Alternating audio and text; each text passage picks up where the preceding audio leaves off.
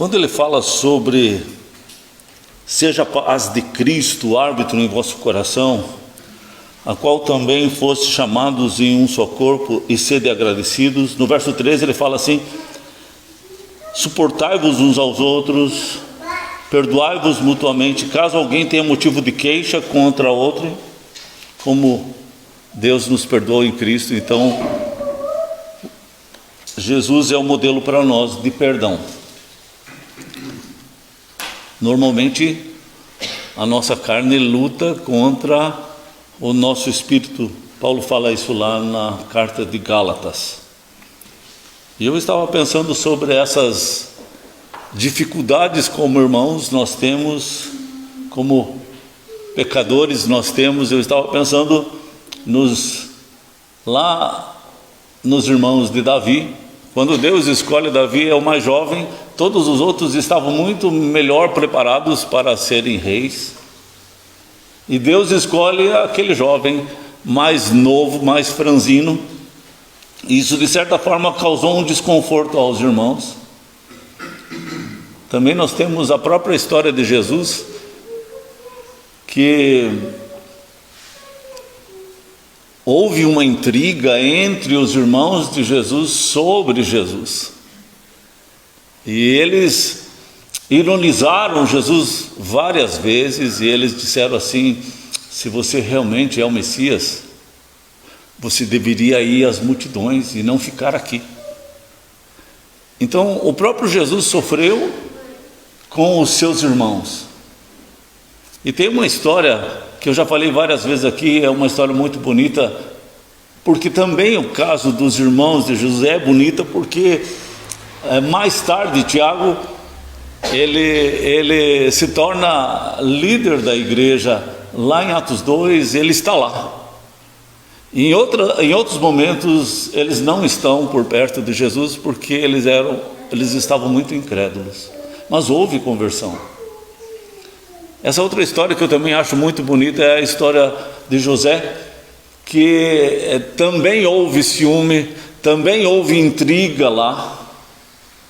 Jacó amava muito a mãe de José e tratou com uma certa diferença José, e isso causou ciúme aos outros 10 irmãos.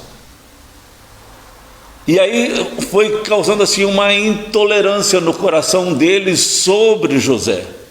Tudo que José fazia para eles era um motivo que José queria aparecer, governar no meio deles, mandar no meio deles. Então nada que José fizesse tinha graça, tinha valor, tinha sentido para eles, por causa que o coração já estava magoado, até que eles venderam José aos mercadores e ele passou a ser escravo lá na terra do Egito. Mas a história fala assim, vocês lembram, passou anos e muitos anos depois, houve uma seca muito grande em toda a terra, e também os filhos lá de Jacó foram buscar alimento no Egito, que havia alimento lá. E nessa época José já era o segundo homem mais importante no império do Egito, e ele que tinha guardado todo esse alimento. Mas agora os seus irmãos não o reconhecem como seu irmão, porque é muito diferente, e eles se dobram diante de José. Aí José faz um banquete para eles, e Benjamim, que é filho também de Raquel, irmão de pai e mãe de José, ele coloca mais alimentos, ele trata com diferença Benjamim, para ver o que estava acontecendo com os 10. E diz o texto que nenhum deles agiu com ciúme, agiu com tristeza, com rancor, com mágoa. Parece pelo texto bíblico que durante esses anos eles foram libertos dessa mágoa, desse ressentimento, que Deus os libertou disso. Demorou bastante, mas isso aconteceu mais tarde. E às vezes a pessoa olha para trás e diz assim: eu não precisava ter falado isso, Fiquei tanto tempo longe da minha mãe. Fiquei tanto tempo longe do meu pai, do meu irmão, do fulano, daquele amigo que eu tinha, por causa de uma palavra que eu falei, que causou desavença, por causa de uma mágoa, de um ressentimento que eu abriguei no meu coração, e aí não havia mais espaço para comunhão. Eu estava vendo um documentário sobre as intrigas, dilemas das redes da internet, como Google, Facebook, Twitter. Aí todos os que montaram esses sistemas estavam muito assustados com o que está acontecendo no mundo depois dessas coisas. E, resumindo, uma parte só, eu queria chamar a atenção numa parte só, porque é um documentário de 1h30, mas uma parte só. Eles falam assim: você procura um assunto e você tem um perfil, e eles já descobrem aquele teu perfil, e eles vão trazendo coisas para você ficar olhando, para você ficar vendo, porque eles sabem aquilo que você gosta, e eles precisam da tua atenção o tempo todo. Eles disputam a tua atenção, você é o produto deles, então eles vão colocar aquilo que eles perceberam que é o teu perfil, aquilo que você gosta, e sempre vai abrir coisas do teu gosto para te agradar. O problema é que em vários assuntos, principalmente em relação às trevas, seja sexo, seja pornografia, seja política, politicagem, se o meu perfil é mais de direita, então vai vir tudo que é da direita. Se o meu perfil é mais da esquerda, vai vir tudo que é da esquerda, e eu só vou ouvir todas as desgraças do outro lado. E eu vou ouvindo uma enxurrada de coisas, que o outro lado é uma grande peste, que o outro lado é um grande corrupto, que o outro lado é muito perverso. E já se eu sou desse lado, eu só ouço coisas contra aquele lado. E aquele lado não presta, e aquele lado é corrupto, e aquele lado é mau. Eu mesmo tive uma experiência nesse sentido assim, porque eu gosto de política, e aí tinha uma irmã de longe, que por causa das lives, ela entrou no grupo dos meus amigos, e ela publicou muitas coisas da esquerda. Aí eu colocava algumas coisas para ela, eu só marcava e ela via. Ela me marcava, eu via. Então havia sempre contraponto de extremos. Ela era extremo lá e eu era mais extremo aqui. E havia esses contrapontos. Num certo momento, ela, naqueles extremos dela, ela publicou algo na minha página. Aí eu já achei que ela estava indo muito avançada.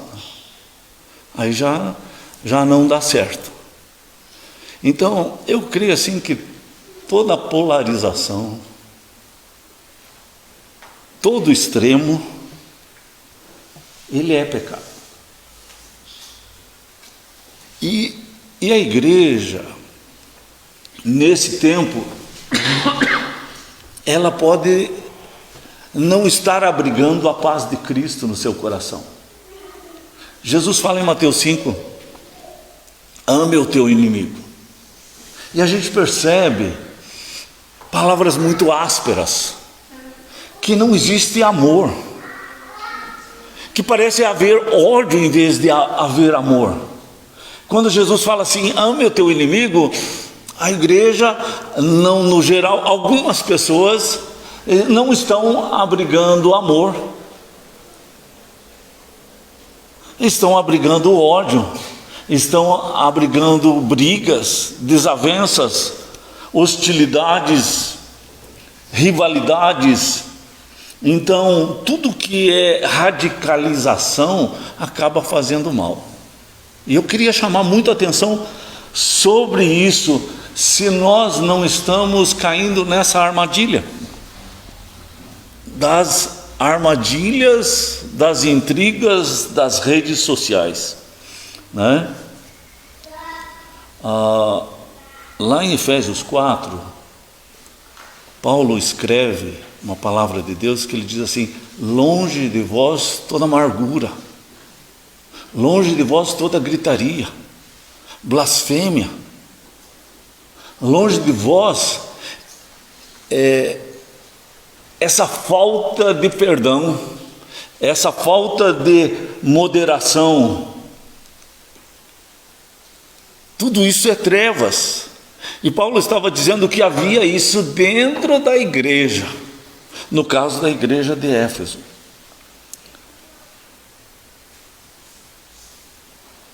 A carne, ela é inimiga de Deus.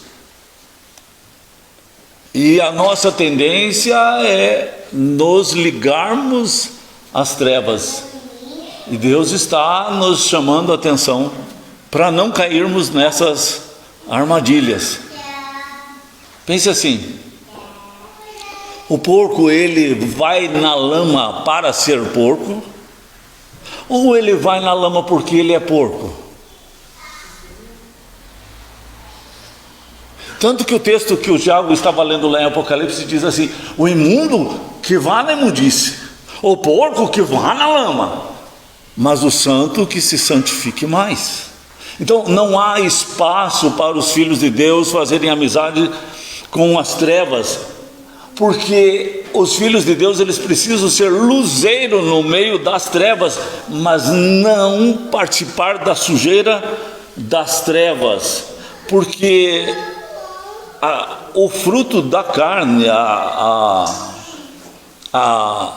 obra da carne, o que ela atinge, o que ela faz, o que ela fabrica, é trevas, é só dano. Na oração do Alisson ali atrás, quando a gente estava orando, ele falou assim a respeito de como as trevas afligem a gente, como sentimentos ruins da nossa carne, do mundo, do diabo, aflige o nosso coração, causa dano dentro de nós. Então Deus, ele está sempre nos convidando a não fazermos parte das trevas, porque as trevas, ela está em rebeldia com Deus, e as trevas estão roubando, usurpando a posição de Deus. Lembra? Como Deus sereis, ou subirei até as mais altas nuvens, lá em cima, como se pudesse estar na posição de Deus. Ou como na Torre de Babel, eu posso chegar até Deus por conta própria. Vamos fazer uma torre, vamos chegar a Deus por nossa própria conta e independência de Deus. Então a carne, ela está em rebeldia com Deus, ela é inimiga de Deus. Mas lá em Efésios 2, Deus fala assim que Ele quebrou essa parede da separação, Ele quebrou essa corrente, Ele quebrou esse elo, Ele quebrou essa prisão, Ele abriu um caminho para a gente poder ter paz com Deus, que custou a vida do próprio Jesus, a vida de Jesus. E Ele diz: eu posso te declarar justo pelo meu sacrifício, você tem paz com Deus. Romanos 5:1, né? Então, se há motivos de queixa, como diz o verso 13, ele diz: perdoe, coloque isso na conta de Jesus, não carregue esse fardo, não fique magoando o seu coração, não fique contaminado com essa queixa, não fique contaminado com essa mágoa, com esse ressentimento, com isso que é das trevas, que vai afligir o teu coração, vai causar dano ao teu coração. Ele diz: perdoe. Perdão é colocar na conta de Jesus. Jesus foi sacrificado naquela cruz por aquele pecado, por aquele ato, né? E Jesus, ele fala assim: se você não perdoar, eu tampouco vou te perdoar. Se você não perdoar aos homens as suas ofensas, o vosso Pai tampouco vai te perdoar. E as trevas automaticamente diriam assim: mas que Deus vingativo é esse, né? Mas que Deus cruel é esse? A questão é que Deus é luz, nele não há treva nenhuma, então não há como comparecer diante de Deus sem que o pecado da gente seja tirado. E só tira o pecado através do perdão. Colocar uma pedra em cima, esquecer, fazer de conta que não pecou, que não aconteceu, não vai livrar a gente daquele pecado. O tempo não vai apagar aquele pecado. Então essa conta, ela precisa ser paga. O pagamento da conta foi no sacrifício de Jesus. O perdão fala sobre pagamento de conta. Perdão não fala sobre esquecer, que o tempo apaga, que você vai fazer alguma coisa boa e com o tempo você esquece, e aí você já está com a consciência tranquila. Então a pessoa acha que funciona assim, mas não funciona assim. E o problema é que esse pecado, ele fica ali dentro, escondidinho, e ele é uma hemorragia interna, ele é uma sangria interna, que vai causar danos, vai tirar as tuas forças, vai minar a tua força, a tua resistência. E aí quando você vê, você não tem mais ânimo de cantar, não tem mais ânimo de agradecer, porque tudo que você vê é negativo. E passa o tempo, você não tem mais ânimo de ler a palavra de Deus, de orar, de estar com os irmãos, porque está aquela sangria, aquelas mágoas ali, aqueles ressentimentos ali, e não houve libertação dessas queixas, não houve perdão dessas queixas, não há quem consiga sobreviver a isso, né? Então às vezes você não entende uma ordem de Deus, mas faça. Jesus disse assim: lance as redes para o outro lado. Eles eram pescadores experientes, eles sabiam que isso não adiantava, mas a questão não é na nossa lógica, tem que ser na lógica de Jesus. E eles já tinham aprendido essa lição, e eles falaram assim: não tem lógica para nós, porque nós estávamos pescando a noite inteira e não pegamos nada, como é que vamos pegar agora? Mas o Senhor manda, então nós jogamos para o outro lado. Então há momentos difíceis que o nosso coração fica magoado e é difícil de tratar, querer tratar aquele pecado. Mas a palavra de Deus está dizendo: a solução é você se submeter a Deus. Aceite a autoridade de Deus. Não é isso que diz o texto? Ele é o árbitro do nosso coração, Ele que apita, Ele é que manda, Ele sabe o que é melhor para nós e o que vai nos livrar desse peso do pecado que pesa a alma, que cansa a alma. Lembre, o amor de Cristo é o vínculo da perfeição. Quando Jesus multiplica os pães, diz o texto que antes dele multiplicar os pães, ele olhou para as multidões e viu que as multidões estavam como ovelhas sem pastor, cansadas, perdidas, confusas, e diz o texto que ele se compadeceu delas, e aí multiplicou os pães. Uma pessoa que ama, que se compadece como Jesus, ele multiplicou os pães, ele serviu os pães e ele ficou murmurando, ele ficou reclamando, ele ficou criticando, ele ficou achando defeito. Eu sei que ele exortou eles várias vezes, logo depois ele estava exortando eles, mas ele não ficava criticando, ele não ficava achando os defeitos, Ele não era alguém dessa forma que fazia acepção de pessoas e de repente dizia: vocês são rafuagem, vocês não prestam, essa negrada não tem o que fazer. Ele não fez isso, porque não tinha isso no seu coração, não tinha esse sentimento no seu coração, porque ele amava.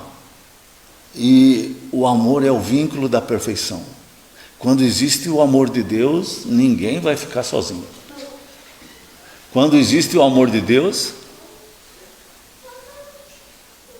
você se dispõe de servir. É como se Jesus olhasse para os discípulos e dissesse: eu sei que vocês gostam de ser grandes, eu sei que vocês gostam de ser elogiados, eu sei que vocês estão querendo saber quem vai ser o maioral entre vocês, porque isso está em vocês, isso está na carne. Vocês gostam de receber elogios, de serem lembrados, de serem vistos pelos homens.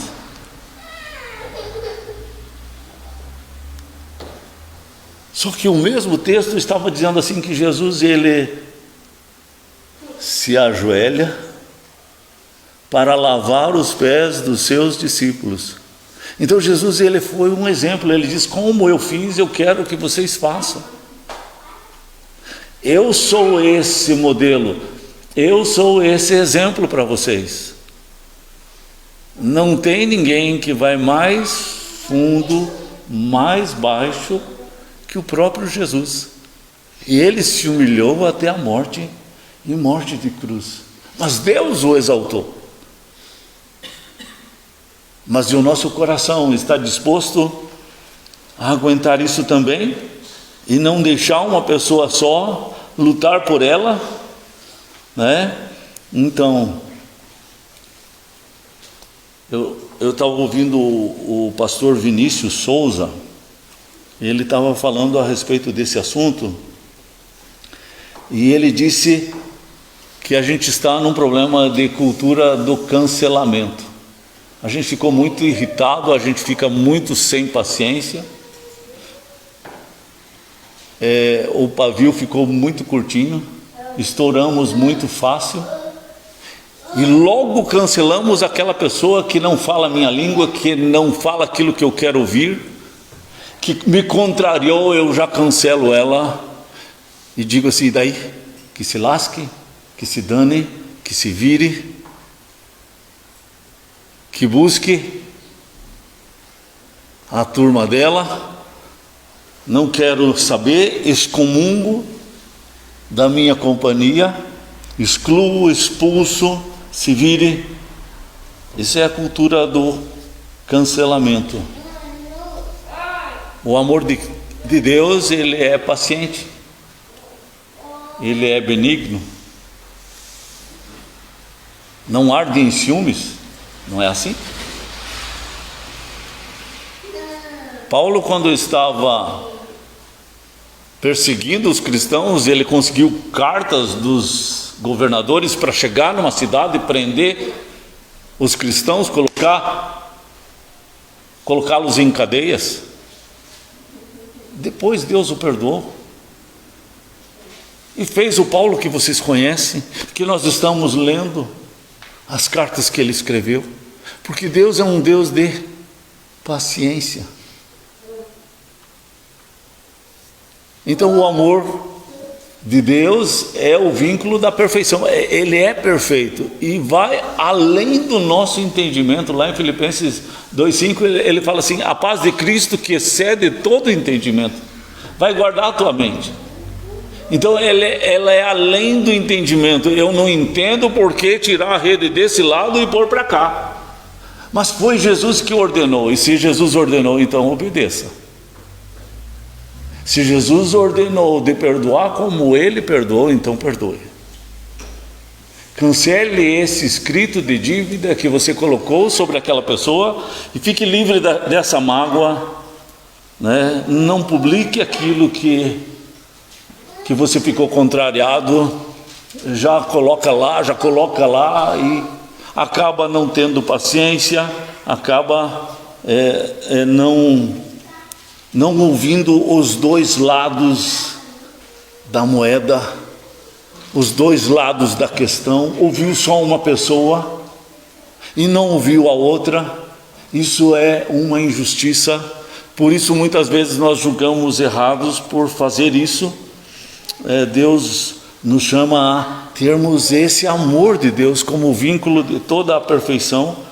A paz de Cristo, que excede todo entendimento, vai guardar a nossa mente. Seja a paz de Cristo o árbitro em vosso coração, e sede agradecidos. Então, incentive, ao invés de criticar, agradeça, ao invés de cobrar, de murmurar. Você monta um grupo de oração, tem 7 que você combinou de ir orar, mas na hora de orar veio 4, faltou 2, aí você fica pensando nos 2, e fica pensando nos 2 que não veio. Isso vai amargurando o coração. Louve a Deus pelos 4 que vieram, anime os 4 que vieram, fique feliz pelos 4 que vieram. Não foque só no lado negativo, não foque naqueles 2. Não põe os teus olhos, o teu pensamento naqueles 2. Põe o teu pensamento, o teu foco nesses 4 que vieram, e louve ao Senhor porque eles vieram. É isso que ele está dizendo. O amor de Deus, ele é perfeito. Ele não é apenas um sentimento. O amor de Deus é a pessoa de Jesus dentro de nós.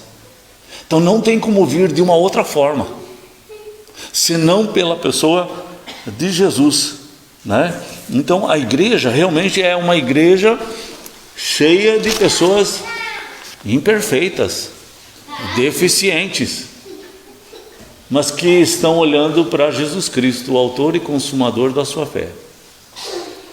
Como ele perdoou, nós vamos perdoar também. Como ele fez, nós vamos fazer também, porque ele habita dentro de nós.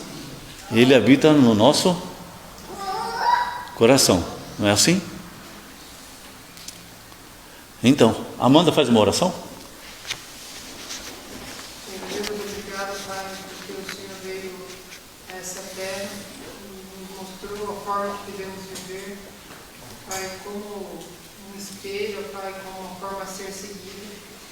Me coloco diante do Senhor e reconheço que sou falho, que tenho dificuldades, ó Pai, em copiar aquilo que o Senhor fez e seguir, ó Deus, teu exemplo.